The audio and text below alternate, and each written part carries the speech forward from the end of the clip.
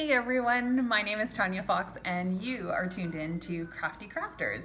And today I'm going to show you how to do the purl stitch in knitting. So hopefully you've tuned in to our how to cast on and how to do the knit stitch.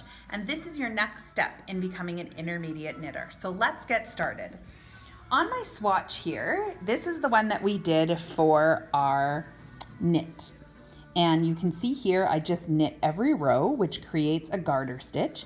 And now we're going to go ahead and do the purl stitch. So with the purl stitch, everything happens in the front of your work. So what we do is actually the opposite of the knit stitch. The knit stitch, we went from our thumb to the tip through the loop. What we're gonna do for the purl stitch is we're actually gonna go from the tip to our thumb, and our right hand needle is actually going to be in the front of our work. Our working yarn is also going to be in the front, and we're actually going to wrap around the back, actually go around your needle, and we're going to take our needle and we're going to go back through this stitch exactly where we did last time, and we simply slip that stitch off our left hand needle. So let's do that again. We're going to go from the tip to our thumb in the front of the stitch. Taking our working yarn, we're going to wrap around our right hand needle. We're going to go back through the hole exactly where we went in, making sure that we're pulling up that loop that we wrapped around. And now we're going to take this stitch, which is on our left hand needle, and simply pull it off. So again, from the tip, you're going to go into the loop and keep your right needle at the front of your work. You're wrapping around this needle and you're going back through the same hole that you went through the last time, making sure that you're snagging your yarn and slip off. Now, if when you've snagged, like I did here, it's kind of loose, just give a little tug and it'll tighten right back up again. So again, you're gonna go through, wrap your yarn around. Now everything happens at the front. If all of a sudden you're doing this stitch and you find, let's say your yarn is at the back and you go to do this stitch and you realize my yarn is at the back, now what? Simply back out of this stitch and make sure that you position your yarn so that it's coming out at the front. And then continue on with your stitch as you normally would. Now this one does, I know I'm making it look super easy, it is a little finicky, especially when you're first starting out. So if you feel like your hands are kind of all over the place, that is normal. Just keep practicing the stitch and you'll find that it will get easier with time. So again, you're going from the tip up to towards your thumb at the front of your work.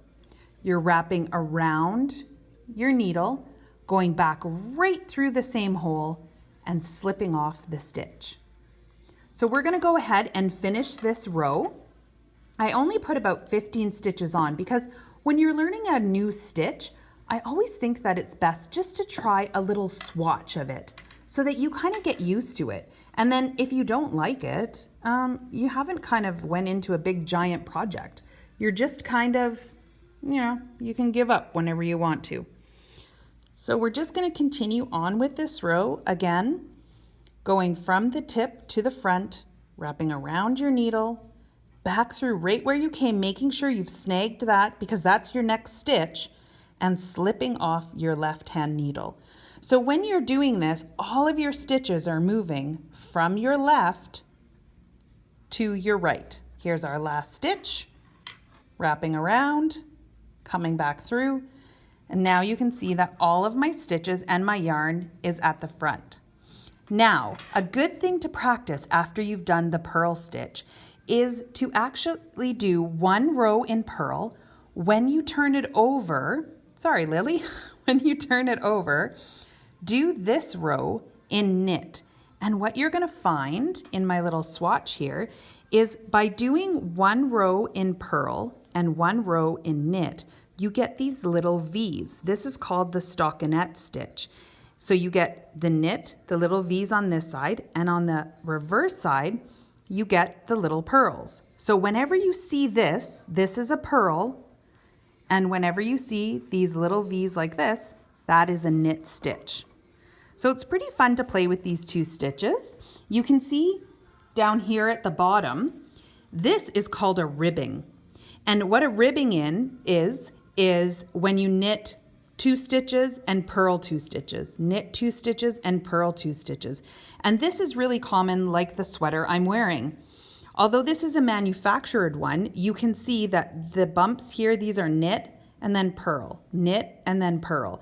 And this gives you elasticity in your cuffs. So that's why ribbing is done. But all it is knit and purl stitches. So don't forget to keep practicing on your swatch. Do about 15 to 20 stitches. Practice 1 row knit, 1 row purl. It just helps you to transfer back and forth between those two. And then challenge yourself with a little 2 by 2 ribbing. So knit 2 stitches, purl 2 stitches. The only thing that you have to remember is before you start your stitch, make sure if you're knitting, your yarn is at the back, and if you're purling, your yarn is at the front. So get your yarn into position before you start the stitch, and you'll be well on your way to being an expert knitter. So don't forget to subscribe to our YouTube channel and comment below if you have any questions about this video or any other future videos that you would like to see. So on behalf of Lily and myself, thank you for joining us, and we hope you have a crafty day.